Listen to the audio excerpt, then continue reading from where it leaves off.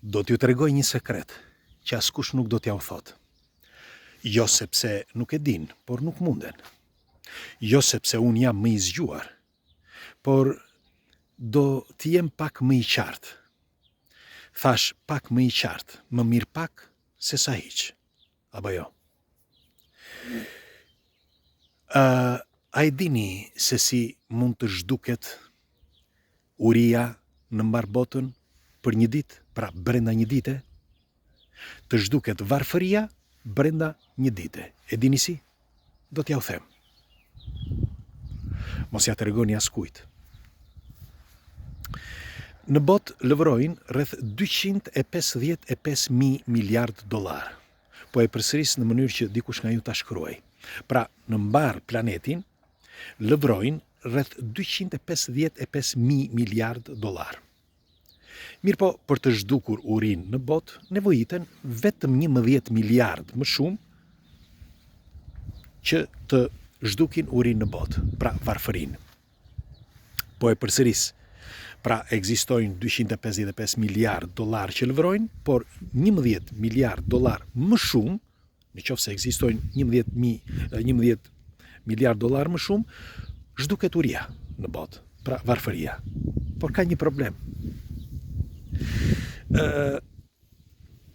200 familjet më të mëdha, ose 200 shoqërit dhe kompanit më të mëdha, lëvrojnë rreth 10 miliard deri në 500 miliard dollar se cila. T'ja u përsëris. Nga 10 deri në 500 miliard dollar se cila. Ato të deklaruarat, parat e deklaruara, kujdes. Pra 200 familje ose 200 shoqëri të mëdha lëvrojnë nga 10 deri në 500 miliard dollar. Nëse bëjmë një llogari, vetëm 10 kompanitë e para, pra 10 që zen vendin e parë, lëvrojnë nga 500 miliard dollar se cila, vetëm 10 parat. Mos të llogarisim ato 200, të tjera ose 190.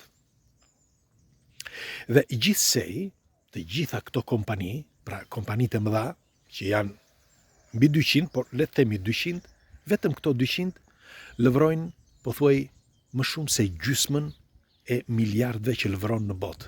Pra, më shumë se ato, në qoftë se janë 255.000 miliard, gjysmën e këtyre, le të themi gjysmën, e lëvrojnë këto kompani. Pra, gjysmën e këtyre miliardave. Tani, pyetja është, ku do t'i çojnë këto para? Nuk e kuptoj. Ku do t'i çojnë, por ne le të themi që sikur secila nga këto kompani të lëshoj 1 miliard, pra këto 200 kompani, nga 1 miliard secila, jo vetëm zhduket uria në botë. Por nuk do të kenë problem për 10 vjet. Shikoni, do t'ju përmend një fjalë të Rothschild, që tha publikisht në vitin 1805.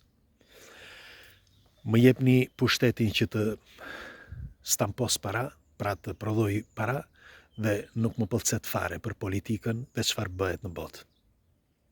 Sepse paraja, me anë të paras, ti vë politikanët që do ti, zhduk politikanët që do ti, dhe bën çfarë të duash, sepse vendos çdo gjë.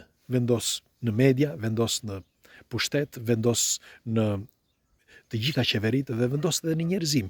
Madje vendos edhe jetën e njerëzve të varfër, nëse do të jetojnë dhe apo jo, dhe sa do të jetojnë. Sepse ke në dorë të gjithë monopolin. Dhe monopoli janë ilaçet, institucionet, çdo gjë. Çdo gjë. Bile incensimenti që u bë, sepse mendohet që u bë një incensiment, një llogaritje, kur ndodhi problemi i madh para 2 viteve, mblodhen të dhënat e ADN-s të gjithë njerëzve në botë.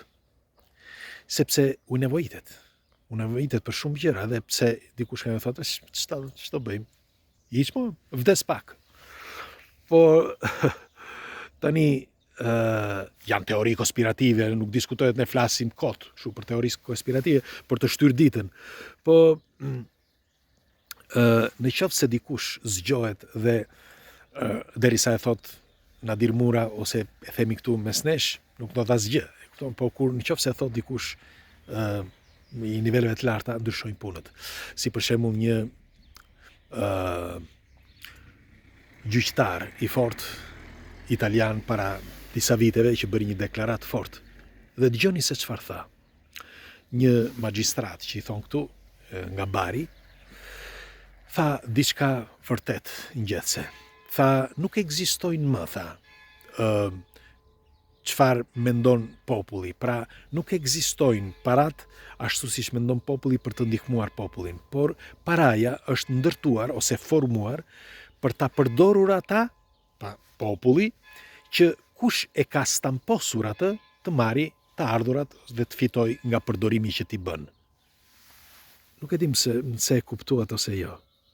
Është njësoj si kur unë t'ju jap juve disa para që ti përdorni, por për përdorimi që bëni do m'jepni 1% të vogël.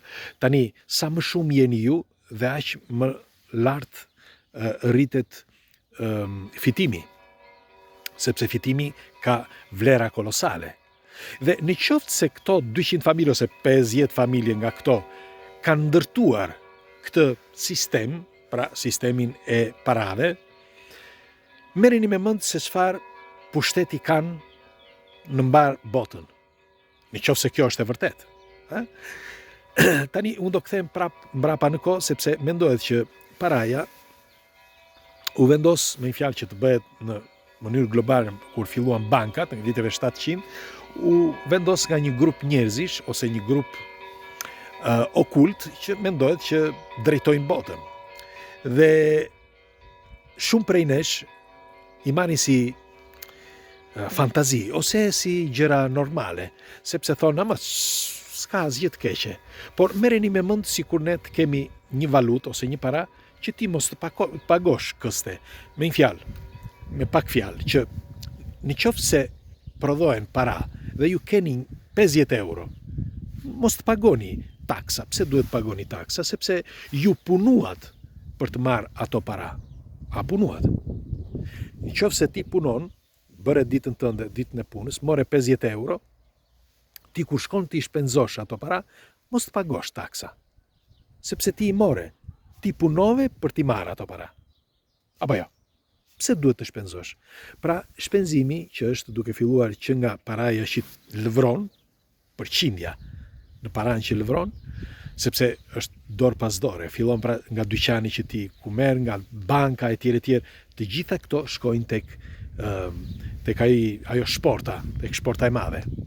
Dhe në qoftë se ti bën një para që ti vetëm e përdor atë para dhe e merr për aq sa që ti ke dhënë, pra vlerën që ka, dhe e jep për vlerën që ka, pra e merr për vlerën që ka, që ti ke dhënë, dhe e jep për vlerën që ka, atëre unë mendoj që ke zhdukur varfërinë në botë.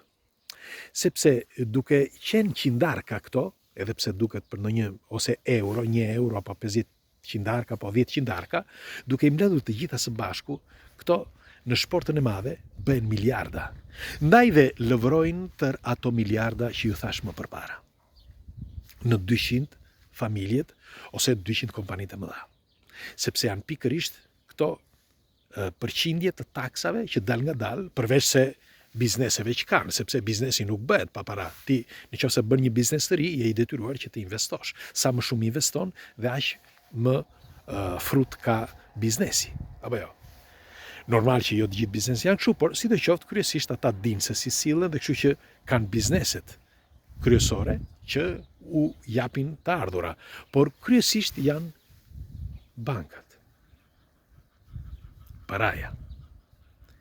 Pra e mbyll me atë bisedën që fillova, ku Rothschild thoshte në vitin 1805, mjaft që të më jepni të drejtën që unë të stampos para dhe nuk më intereson fare se çfarë ndodh atje jashtë.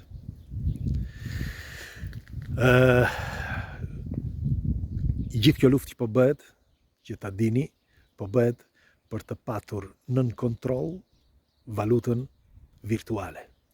Sepse shumë shpejt u vendos që do bëhet një valutë virtuale dhe gjithë kjo luftë e madhe po bëhet që të majnë nën kontroll, sepse duke tani është momenti që të vendosin rrënjët për valutën virtuale.